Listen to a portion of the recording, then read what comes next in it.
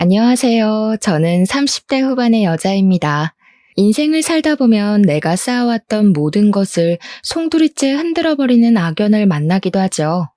벗어나려고 해도 계속 엉키게 돼서 결국은 나를 망가뜨리고 말더라고요.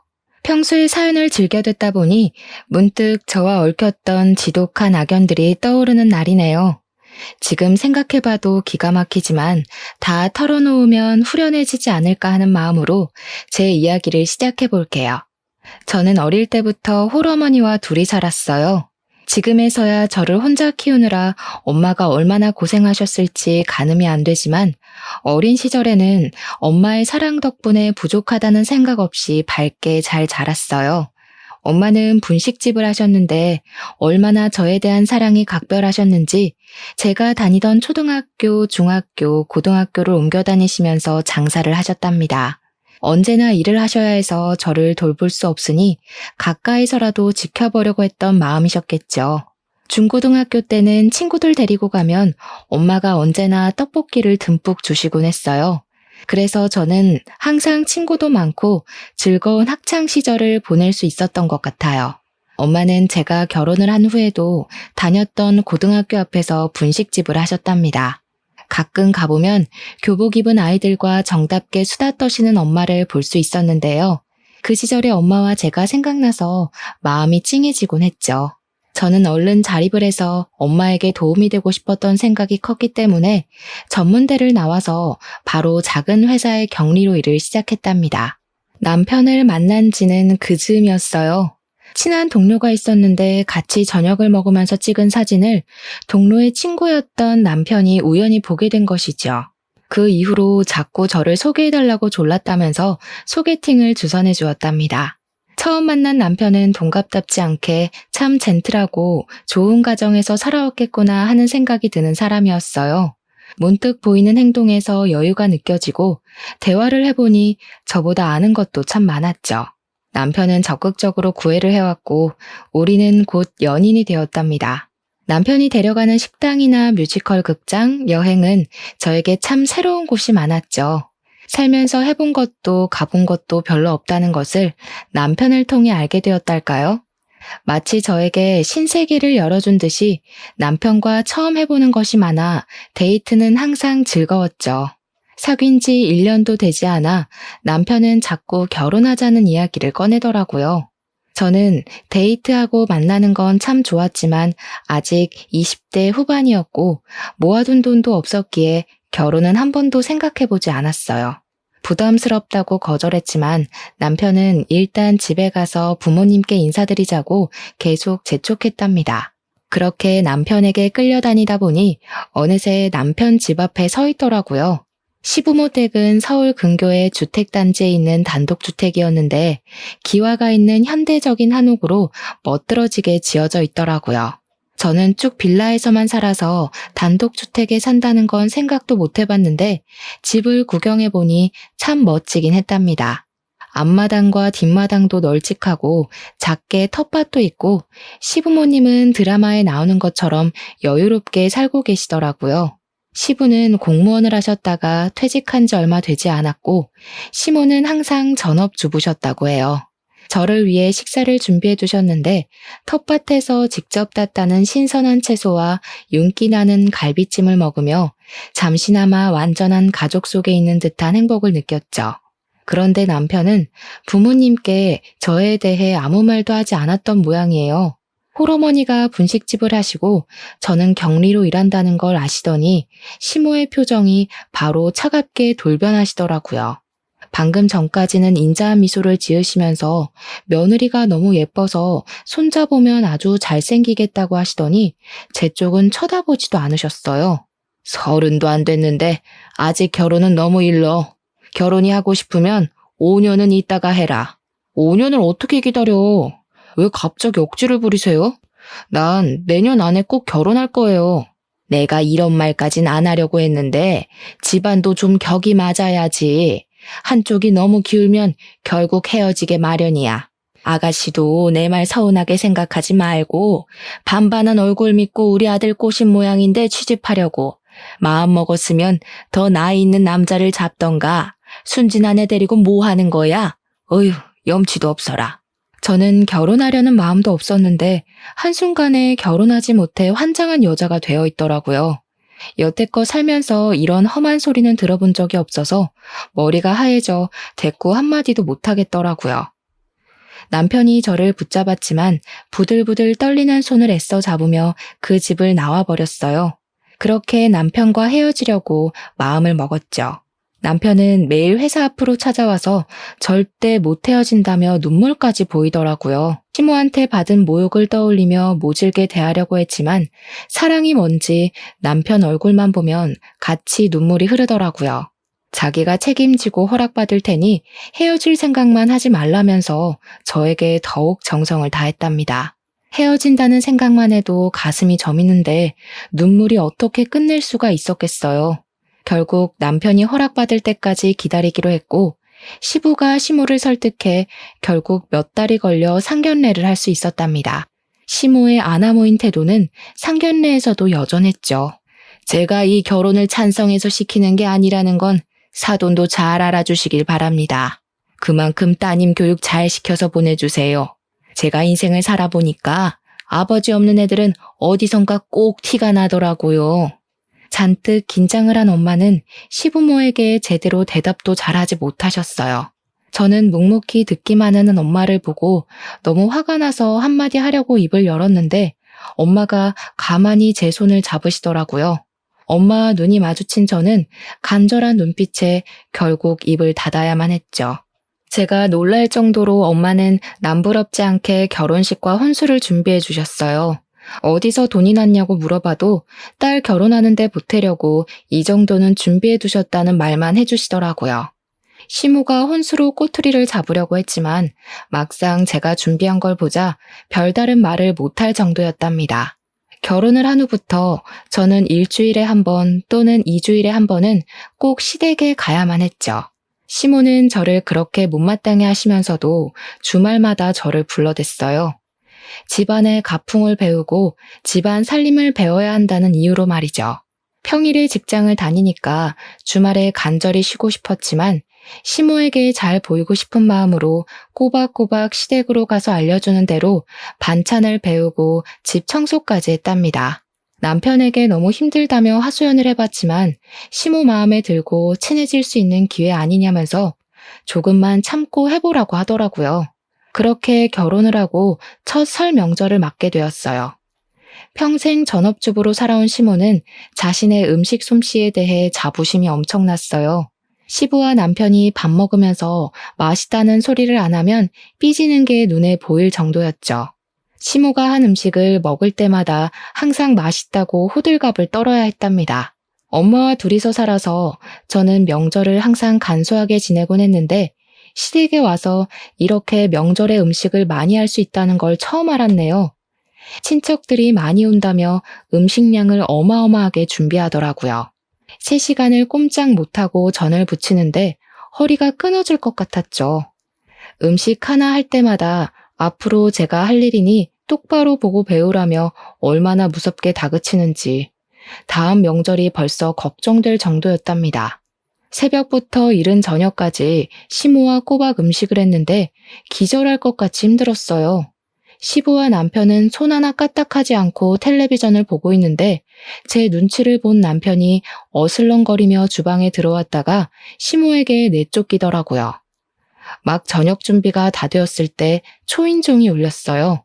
친척분들은 내일에야 올 텐데 누구인지 의아한 참이었는데 남편이 신나서 현관문을 열더라고요. 제 또래의 젊은 여자가 다소곳이 집 안으로 들어왔어요. 시모도 얼른 여자에게 다가가서 손을 맞잡으며 아주 반기더라고요. 묶은 머리가 다 헝클어지고 땀으로 절은 제 모습과는 다르게 그 여자는 한눈에 봐도 비싼 원피스를 차려입고 세련된 이미지가 인상적이었답니다. 얘는 왜 모지리처럼 서 있어? 형님한테 인사 안 하니? 엄마, 얘는 아직 형수 얘기 몰라. 설날 전에 말해두려고 했는데 깜빡했네.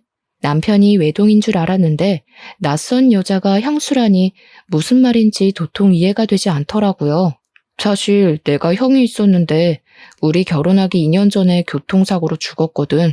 이분은 형수님이고 형하고는 사별했지만 우리 집하고는 어릴 적부터 아는 사이라 명절 땐 꼭 부모님 뵈러 오지. 반가워요. 결혼식도 못 가보고 이렇게 처음 만나네요. 앞으로 종종 만날 테니 우리 친하게 지내요. 나보다 1살 어리다고 하지 않았어? 형님이라는 여자가 남편을 돌아보며 반말로 물어보는데 정말 아주 오래전부터 스스럼 없이 지낸 것 같은 분위기를 풍기더라고요. 1살 차이밖에 안 나는데 어쩜 둘이 이렇게 차이가 많이 나는지. 우리 혜정이는 변호사야. 그것도 아주 대형 로펌에서 일해. 내가 우리 며느리 자랑하는 재미로 살아요. 시모가 저렇게 다정하게 말할 수 있는 사람이란 걸 처음 알았던 순간이었죠. 아들과는 사별했는데 아직도 며느리라고 살갑게 부르니 제 입장에선 좀 이상하게 느껴졌는데요. 어릴 때부터 집안끼리 친했던 사이라니 그럴 수도 있겠다고 생각하고 넘겼답니다. 다 함께 둘러앉아 저녁을 먹기 시작했는데 저를 빼고 화기애애하게 대화를 하더라고요. 저는 마치 없는 사람처럼 맨 끝에 앉아서 밥만 억지로 먹는데 얼마나 서운하던져. 시모는 형님 숟가락에 반찬까지 얹어주더라고요. 제가 어머님 밥 먹고 싶어서 집에 오는 거 아시죠? 유명한 식당 다 가봐도 어머님 솜씨 따라가는 데가 없어요. 근데 이 동태전은 동서가 한 거야? 어머니 맛이랑 좀 다른 것 같은데? 어쩜 우리 혜정이는 말도 이렇게 예쁘게 하는지 몰라. 맞아, 동태전은 제가 한 거야. 앞으로 제사도 도맡아 해야 되는데 솜씨가 없는 것 같아서 걱정이야. 동서가 아무리 잘한데도 어머니 솜씨는 못 따라가죠. 20년에도 안 될 것 같은데요. 어머니, 건강하셔야 돼요. 전 어머님 음식 오랫동안 먹고 싶어요. 그럼. 아무리 아파도 우리 혜정이 밥은 해줘야지. 그나저나 녹용은 왜 또 보냈어? 저번에 해준 거 다 먹은 지도 얼마 안 됐는데. 두 사람의 대화를 들으니 민망해서 밥이 코로 들어가는지 입으로 들어가는지 모르겠더라고요. 며느리인 저보다도 서로 연락을 더 자주 하고 밖에서도 종종 만나는 것 같았답니다. 식사가 끝나고 거실에서 과일을 먹는데 네 사람만 아는 이야기를 하고 저는 또 투명인간이 된 것 같았죠. 저는 어색한 분위기를 참다 못해 부엌으로 가서 혼자 설거지를 했답니다. 주방 정리를 거의 끝냈을 때 형님이 가는 소리가 들리더라고요. 저는 마중을 하기 위해 현관문 쪽으로 발길을 옮겼죠. 형님이 명품 가방에서 흰 봉투를 꺼내 시모에게 건네주었어요. 시모가 손사래를 치면서도 한박 웃음을 짓더라고요. 저는 가시라고 꾸벅 인사를 했지만 제 쪽은 쳐다보지도 않고 나가버렸답니다. 이게 형님과의 첫 만남이었어요. 그 후로 설날과 추석 되면 어김없이 시댁에 찾아와서 얼굴을 봐야 했는데요. 저와 형님을 비교하는 시부모와 남편 때문에 명절이 다가오면 잠도 못 잘 정도로 저에겐 큰 스트레스였답니다. 저는 아이를 갖고 싶었지만 소식이 없어 늘 걱정이었고 매주 시댁에 가서 일을 하는 것도 너무 스트레스였어요. 남편에게 도와달라고 말해봐도 시큰둥한 반응만 돌아와 저는 점점 더 지쳐갔죠. 그렇게 스트레스 받을 거면 차라리 일을 그만둬. 몇 푼 벌지도 못하는데 때려치우고 어머니한테 살림이나 제대로 배워. 그렇게 결혼한 지 5년이란 시간이 흘렀지만 여전히 아기 소식은 없었고 시모는 저를 더욱 무시하고 구박했답니다. 넌 도대체 밥만 축내고 하는 게 뭐니? 남들은 아기도 순풍순풍 잘만 낳더구먼. 우리 집 대를 끊을 작정이야? 이래서 집안에 사람이 잘 들어와야 돼. 집에서 놀면서 우리 아들 돈이나 써대고 잘하는 짓이다. 어느 날 엄마가 전화가 걸려왔죠. 제 처지가 너무 우울했기에 엄마한테 보여주지 않으려고 안부 전화를 한 지도 찾아간 지도 너무 오래되었더라고요. 결혼하고 나서 시어머니가 보내주지 않아서 명절에도 한 번도 찾아가 보지 못했어요. 엄마는 항상 이해한다고 너만 잘 지내면 된다고 말씀해 주셨지만 혼자서 명절을 보내시는 게 얼마나 쓸쓸하셨을까요? 엄마는 큰 종합병원 이름을 대시며 오늘 그 앞에서 좀 만나자고 하시더라고요. 병원이란 말에 제 가슴이 덜컥 내려앉았죠. 저는 허겁지겁 병원으로 달려갔는데 1층 정문 앞에서 환자복을 입고 계신 엄마가 보이더라고요. 떨리는 가슴을 부여잡고 천천히 엄마에게 다가갔는데 얼굴이 말도 안 되게 수척해졌고 한눈에 봐도 심각한 병에 걸렸다는 걸 알 수 있었죠. 엄마는 저한테 말도 하지 않고 혼자 검사도 다 받으셨더라고요. 이미 손 쓸 수 없을 정도로 전이가 되어 의사가 수술도 권하지 않았다는 폐암 말기였답니다. 저는 엄마를 부여잡고 하염없이 울었답니다. 제 팔 안에 들어온 엄마의 몸이 얼마나 야위었는지 안으면서도 어찌나 놀랐는지요. 왜 몸이 아픈데 나한테 말을 안 했어? 어떻게 혼자서 검사를 받을 생각을 해? 평소에 병원 접수도 혼자 못하면서. 몸 아픈 지 얼마 안 됐어. 기침 심하게 해도 감기인 줄 알았지. 진통제 먹으면 또 괜찮아지고 그러니까 별로 아픈 건 못 느꼈어. 그게 말이 돼? 어떻게 암이 다 퍼질 동안 아무 증상이 없을 수가 있어. 우리 당장 수술 날짜 잡자. 항암 치료도 해달라고 하고. 엄마는 아무 대답도 하지 않고 제 울음이 사라질 때까지 제 등을 두드려 주시며 기다려 주셨죠. 주치의를 만나 상담을 해봤지만 치료하는 건 환자의 자유지만 더 고통스러울 수도 있다는 매정한 대답만 들을 수 있었답니다. 저는 당장 엄마를 제 옆에 모시고 간호를 하기로 했어요. 살고 있는 아파트는 방이 2개라 엄마를 충분히 모실 수 있을 것 같았죠. 남편이 퇴근해서 들어오자마자 울면서 속사포처럼 이야기를 쏟아냈어요. 장모님을 간호해야 되는 건 맞는 건데 여기에 모시긴 좀 그렇지 않아? 저는 생각보다 차가운 남편의 반응에 당황을 했답니다. 만약 시모가 큰 병에 걸렸다면 저는 시댁에 들어가서 간호하라는 말을 해도 받아들였을 텐데 말이죠. 사실 이 집은 우리 부모님이 해준 거니까 장모님한테도 여쭤봐야 되지 않겠어? 네가 우리 엄마한테 얘기를 한번 해봐. 어머님한테 말하면 당연히 안 된다고 하시겠지. 나 미워하시는 거 몰라서 그래? 어머님이 여기서 같이 사시는 것도 아닌데 꼭 시부모 허락을 맡아야 되겠어? 말씀 안 드리고 장모님을 모시고 오면 더 화내실 건 생각 안 해? 아, 난 몰라. 네가 엄마한테 허락받든가 말든가 네가 알아서 해. 난 머리 아파. 저는 남편의 태도에 많이 실망했죠. 돌이켜보면 지금껏 항상 방관자처럼 지켜만 봤을 뿐 저를 위해 나서준 적이 없었다는 걸 깨달았답니다. 저를 대신해 시모에게 싫은 소리 한번 해준 적이 없었죠. 언제부터인가 저는 이 집안에서 부족한 존재라는 생각을 스스로 하고 있어서 부당한 대우를 받아도 당연히 그럴 수 있다고 받아들이고 있었던 것 같아요. 그때 갑자기 형님 얼굴이 떠오른 건 왜였을까요? 이번에는 마음을 단단히 먹고 시댁으로 찾아갔어요. 시모에게 어렵게 엄마 얘기를 꺼냈지만 역시나 예상했던 대로 차가운 대답만 돌아왔죠. 넌 어쩜 나쁜 소식만 그렇게 끌고 들어오니? 집에 아픈 사람이 있으면 그 집안은 어둡고 나쁜 기운이 들어오는 거야. 내 아들이 힘들게 일하고 들어와서 아픈 장모 보면 얼마나 기운이 빠지겠어. 너는 도대체 생각이 있는 애니? 어머님이 안 된다고 하셔도 저는 엄마 꼭 모셔야겠어요. 많이 아프신데 혼자 계시도록 할 수는 없어요. 저는 머리끝까지 화가 나서 벌개진 눈으로 시모를 노려봤어요. 갑자기 시모가 벌떡 일어나서 제 머리채를 잡고 흔들기 시작했답니다. 제 몸은 시모에게 잡혀 꼭두각시 인형처럼 이리저리 흔들리다 바닥에 패대기 쳐졌어요. 이게 어디서 말 대답을 해? 병원에 입원을 시키던지 죽을 날짜 받아놨으면 요양원에라도 들어가면 되지. 네가 거기서 산다고 그게 네 집 같아? 너도 여차하면 쫓겨나면 그만이야. 죽을 날짜라뇨. 어머님, 우리 엄마한테까지 그렇게 막대먹게 말하는 건 못 참아요.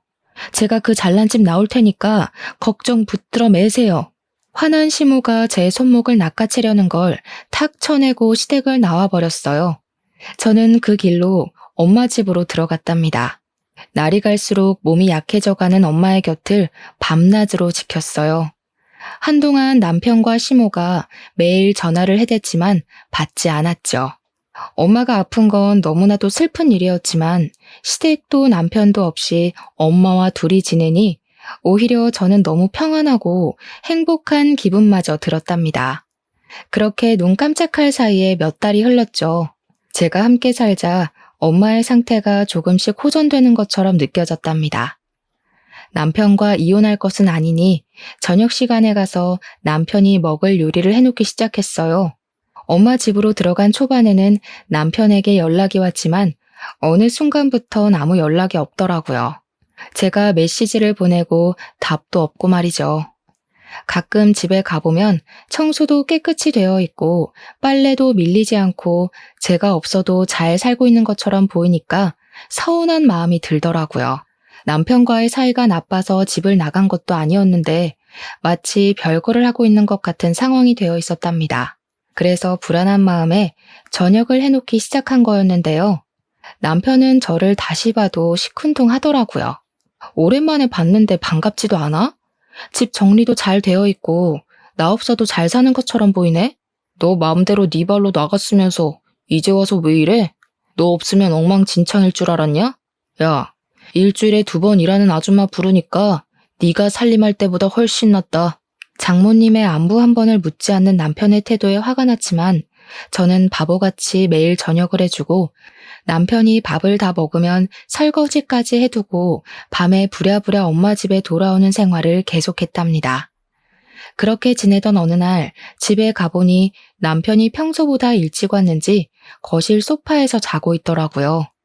한 손에는 핸드폰을 쥐고 있었는데 떨어질 것 같아서 살짝 손에서 뺐죠. 항상 비밀번호를 걸어두더니 그날따라 풀려 있더라고요. 화면을 언뜻 보니 빨간 하트가 있는 것 같아 남편 핸드폰을 다시 확인해 봤어요. 메시지 창을 읽는데 손이 부들부들 떨려오기 시작했습니다. 자기와 하트로 시작해서 주고받은 메시지는 너무 보고 싶어 못 견디는 연인들의 대화였죠. 왜 이제야 남편이 제가 집에 없어도 그리 무신경했는지 전화조차 하지 않았는지 이해가 되었죠. 오히려 제 발로 집에서 나가주었으니 얼마나 고마워했을까요? 저는 세상 편안하게 자고 있는 남편의 얼굴을 째려보았답니다. 배신감으로 온몸에 힘이 빠지며 당장이라도 주저앉을 것 같더라고요. 저는 손이 하얗게 될 때까지 핸드폰을 꽉 쥐고 서 있다가 정신을 차리고 메시지 창을 캡처하기 시작했어요. 그리곤 얼른 제 핸드폰으로 옮기고 다시 남편 손에 쥐어주었죠. 잡았던 핸드폰이 바닥으로 툭 떨어지자 남편이 화들짝 놀라며 깨더라고요. 저는 방금 들어온 척하며 주방으로 들어갔죠. 요리를 하는 동안 머리가 쿵쿵 울리고 정신을 못 차리겠더라고요. 남편이 밥 먹는 모습을 멍하니 보고 있다가 더 있으면 참지 못하고 말을 꺼낼 것 같아 얼른 집을 나와버렸답니다. 엄마 집에 가는 길에 어찌나 눈물이 흐르던지요. 저는 비참한 결혼 생활을 정리하고 엄마를 모시며 살기로 결심했어요. 남편의 외도와 이혼에 대해 인터넷 검색을 하며 증거를 모으기로 했죠. 얼마 지나지 않아 엄마의 상태는 급격하게 나빠지기 시작했어요. 저는 매일을 조마조마한 마음으로 엄마를 간호했답니다. 침대에 누워 계시던 엄마가 저를 부르시더라고요. 엄마의 손에는 종이 한 장이 들려 있었어요. 엄마는 저에게 종이를 넘겨주셨어요. 그건 보험 증서였는데 수익자가 저로 되어 있더라고요. 사망보험금이 5억? 엄마, 이게 뭐야? 이거 들어놓고 죽을 날만 기다리고 살았어? 나한테 이거 주면 내가 좋다고 감사하다고 받을 줄 알았어? 너 어렸을 때부터 부었던 거야. 엄마가 너한테 제대로 해준 것도 없잖아.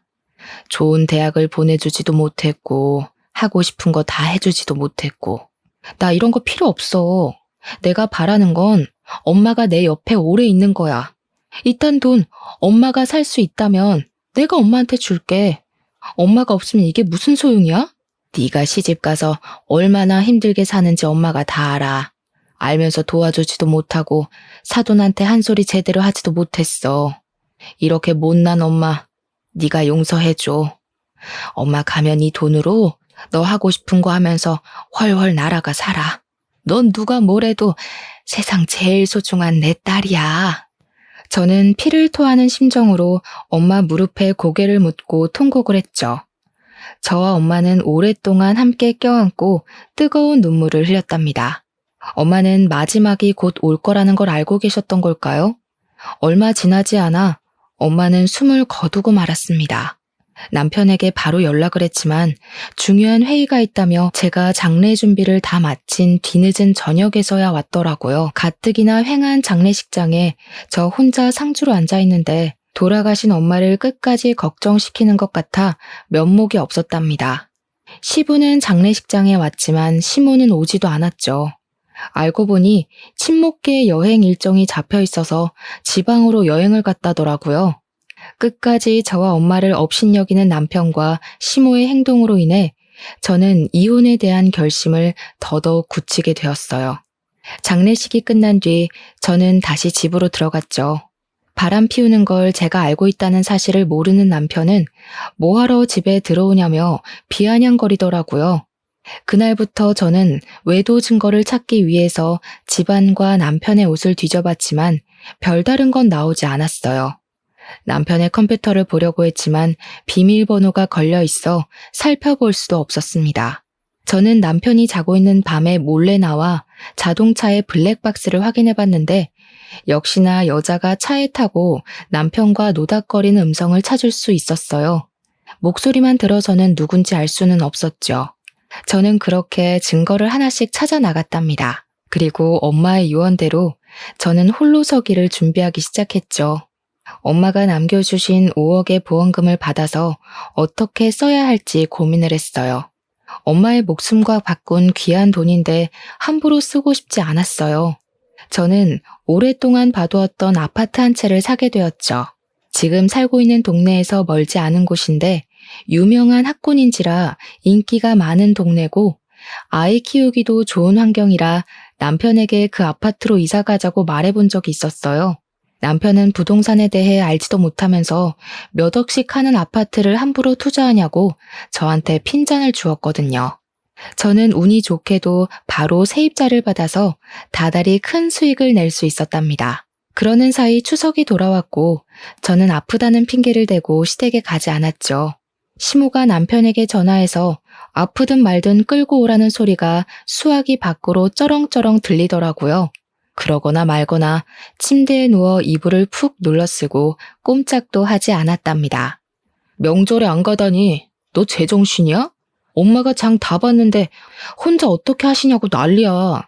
장모님 아프실 때 우리 엄마가 얼마나 네 편의를 봐줬냐? 이제 며느리 도리 제대로 해야 될 거 아니야. 우리 엄마 아프실 때도 설날에 가서 내가 음식 다 한 거 잊었어? 무슨 편의를 봐줬는데? 뭐 원래 이틀 자고 와야 되는데 음식만 해놓고 밤에 엄마한테 가게 해준 거? 그거 고마워라고? 어머니 죽고 못하는 며느리 또 있으시잖아. 형님한테 와서 같이 하자고 하지 왜? 야, 너 말 그따위로 할래? 형수가 어떻게 일을 해? 큰일하는 변호사가 너처럼 한가하냐? 그렇게 바쁜데 어쩜 명절 때 밥 먹을 시간 딱 맞춰서 온대? 네가 몇 시에 오라고 시간 정해주니? 그만하네? 형수랑 너랑 급이 같아? 형수는 네가 그렇게 말할 수 있는 사람이 아니야. 말 조심해. 가기 싫으면 가지 마. 나중에 엄마한테 혼나고 울고불고 후회하지나 마. 남편은 문을 쾅 닫고 나가버렸답니다. 남편이 속으로 저와 형수를 어떻게 생각하고 있는지 잘 알 수 있었죠. 너무 황당하고 서러워서 엄마가 너무나도 보고 싶어 눈물이 났답니다. 남편은 연락 한 번 없이 3일 동안 시댁에서 명절을 지내고 돌아왔어요. 집에 온 남편이 거실에서 전화통화하는 소리가 들려왔어요. 엄마, 형수 집에 데려다주고 지금 들어왔어. 와이프? 몰라, 집에 있는지 없는지. 형님이 또 시댁에 왔던 걸 알게 되자 나도 모르게 허탈한 웃음이 나더라고요. 시부모에게 그 집안의 귀한 며느리는 형님이고 저는 시키는 대로 음식이나 하는 하녀일 뿐 그 이상도 아니겠죠. 그때 남편이 거칠게 방문을 열고 들어왔어요. 명절에 집에서 놀고 먹으니까 아주 살판 나죽겠어. 우리 엄마 힘들게 하니까 좋냐? 나 진짜 아프다니깐 왜 안 믿어줘. 그리고 결혼 전엔 어머니가 혼자 다 하셨다며. 며느리가 있는데 엄마가 그 많은 음식을 왜 하냐? 너무 힘들어하셔서 시장 가서 다 사다 먹었다. 형수가 유명한 떡집에서 송편을 사왔는데 네가 하는 것보다 훨씬 맛있더라. 예전에 시모와 장보러 시장에 갔다가 전집을 지나친 적이 있었는데요. 음식을 사다 먹는 건 조상님에 대한 예의가 아니고 남이 한 거에 뭐가 들었을지 알고 사 먹냐고 하더니 이번엔 어떻게 다 사 먹었을까요? 떡집에서 사 먹는 송편은 못 쓴다며 매년 추석 때만 되면 뒷마당에서 뜨거운 가을볕 아래 찜기 한가득 송편을 올리던 제 모습이 떠올라 가슴이 쓰려왔답니다. 그 후로 남편의 핸드폰을 다시 살펴볼 기회는 없었지만 눈치를 보아하니 아직도 그 여자를 만나고 있는 건 확실해 보였죠. 저는 전문 변호사에게 이혼 상담도 받아보며 착실히 준비를 해갔답니다. 아직 상대가 누군지도 모르고 사진 같은 결정적인 증거를 찾지 못해 섣부르게 움직일 수는 없는 상태였죠. 하지만 통장으로 꼬박꼬박 월세가 들어와 쌓이니 알게 모르게 든든하고 자신감이 생기더라고요. 게다가 무심코 시세를 확인해보니 제가 산 아파트가 2억이나 올라 있었답니다. 제 마음이 든든하니 남편이 매일 비아냥거리고 짜증을 내도 아무렇지도 않게 넘길 수 있었죠. 이윽고 찬바람이 불기 시작하더니 김장철이 다가왔죠. 시모는 김치에 대한 집착이 엄청났는데 자기가 담근 김치가 엄청 맛있다고 생각한답니다. 그래서 해마다 엄청 많은 양을 해서 친척과 친구에게 나눠주고 그 칭찬받는데 자부심이 엄청났죠. 추운 날씨에 시댁 앞마당에서 몇백 포기의 배추를 절이고 무채를 써는 일을 저 혼자 해야 했기에 저는 결혼하고 나서부터 김치라면 학을 떼게 될 정도였죠. 그래서 이번엔 절대 나가지 않으려고 결심했는데 그걸 눈치챈 시모가 매일 전화가 오더라고요. 시모도 김치는 해야 하고 혼자 하기엔 엄두가 안 나니 처음으로 저에게 사근사근하게 대하더라고요. 요즘 몸은 어떠니? 이제 김장을 해야 되는데 오랜만에 집에 와야 되지 않겠어? 내가 너 힘들까봐 이번엔 절인 배추를 사다가 하려고 한단다. 양념만 바르면 금방 끝나지. 우리 이번엔 쉽게 하고 보쌈이나 만들어서 먹고 푹 쉬자. 어떠니? 시아버지도 너 오랫동안 못 봤다고 보고 싶다고 하시는구나. 이번엔 200포기도 안 하려고 한단다. 보쌈거리도 내가 다 사놓을 테니 이번 주 주말에 꼭 와라. 응? 남편도 이번에 안 가면 시모가 저를 쫓아낼 거라고 난리를 치는데 참 가소롭더라고요. 결정적인 증거를 잡을 때까지는 남편과 불화가 있으면 안 될 것 같아 마지막이라는 생각으로 시댁으로 향했답니다. 제가 온 것을 본 시모는 마치 덫에 빠진 생쥐 보듯 저를 가소롭게 바라보더라고요. 200포기도 안 한다더니 절이지도 않은 배추가 앞마당에 산더미처럼 쌓여 있었어요. 허리를 펴고 숙이는 걸 수백 번 반복하며 배추를 나르고 절이니 입에서 입김이 하얗게 나는데 몸은 땀범벅이 되었답니다. 제 인생의 마지막 김장이라고 이를 갈며 어둑어둑해질 때까지 김장을 했네요. 거의 마무리가 되고 옷이며 머리카락이며 고춧가루가 더덕더덕 붙은 채로 앞마당에 앉아 있었는데 초인종이 울리더라고요. 역시나 제 예감이 맞았죠. 일을 마치고 바로 온 듯한 형님이 정장 투피스를 멋들어지게 입고 들어오더라고요. 형님은 저를 한번 헐깃보곤 인사도 없이 집 앞으로 쏙 들어가 버리는 게 아니겠어요? 시부모와 남편이 반갑게 인사하는 소리가 시끌벅적하게 들리는 와중에 시모가 저에게 들어오라고 삑 소리를 지르더라고요. 그렇게 저만 빼고 화기애애한 저녁 식사가 시작되었죠. 형님은 법원에 가느라 점심도 제대로 못 먹었다면서 제가 한 보쌈과 김치를 야무지게 먹더라고요. 밥만 쏙 먹고는 형님은 일찍 가야겠다고 일어섰죠. 시모는 커다란 김치통에 김치를 담아 가져가라고 주고 형님은 시모에게 하얀 돈봉투를 쥐어주고는 바쁘게 나가더라고요. 남편이 김치통을 들어준다며 같이 나갔답니다.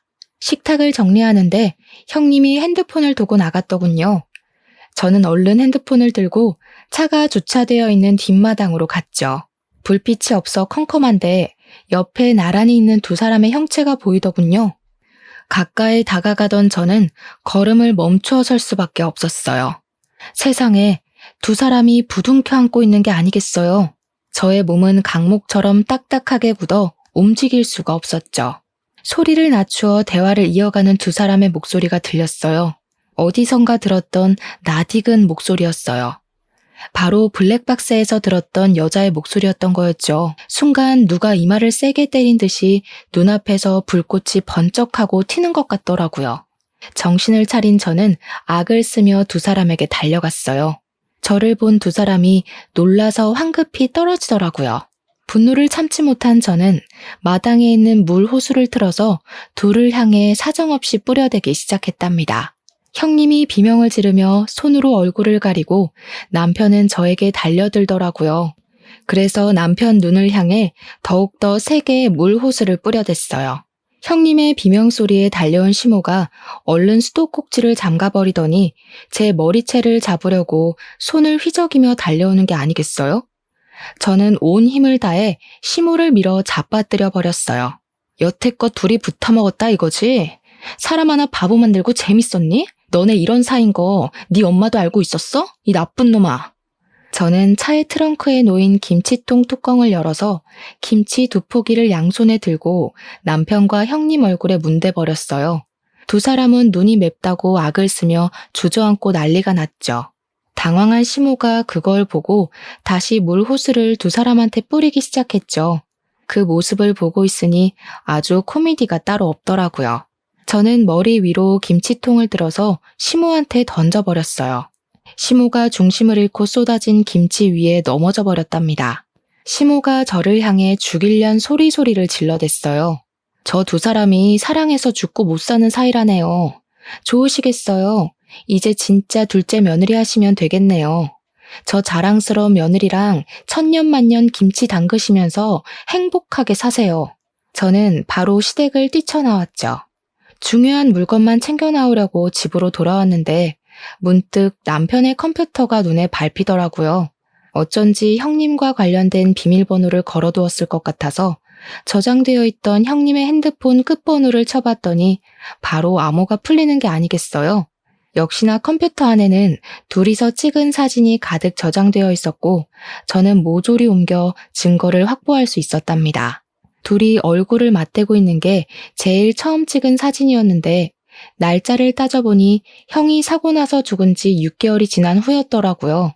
그렇다면 저를 만나기 전부터 그렇고 그런 사이였던 거고 저는 완전히 속아 결혼을 한 거였던 거예요. 지금껏 두 사람에게 속고 시모에게 구박받은 세월이 주마등처럼 스쳐가며 바보 같은 제 자신이 너무나도 밉더라고요.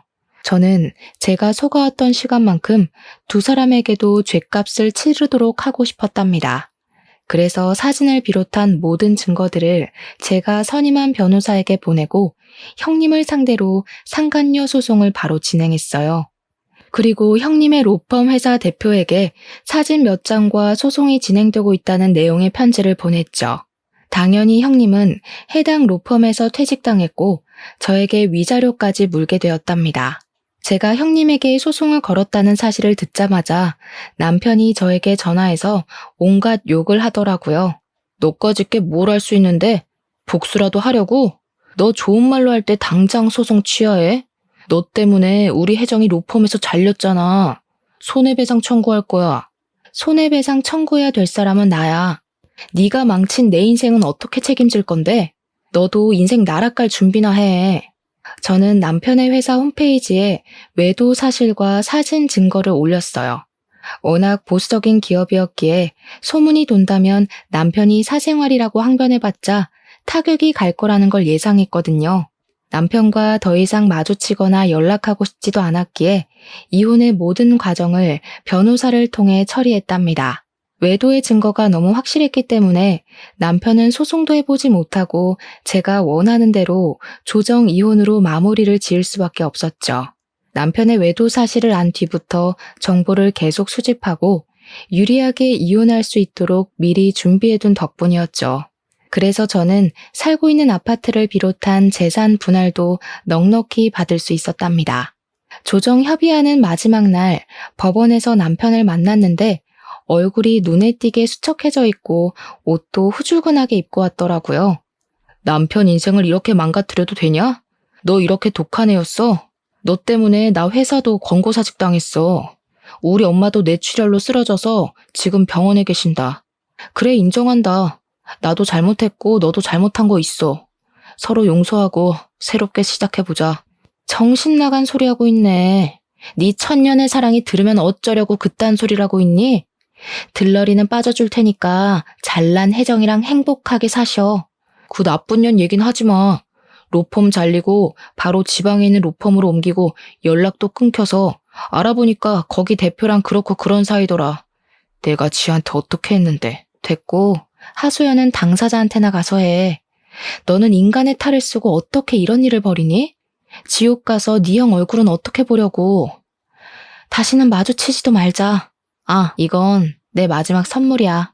남편은 제가 건넨 등기부등본을 의아한 표정으로 훑어보더라고요.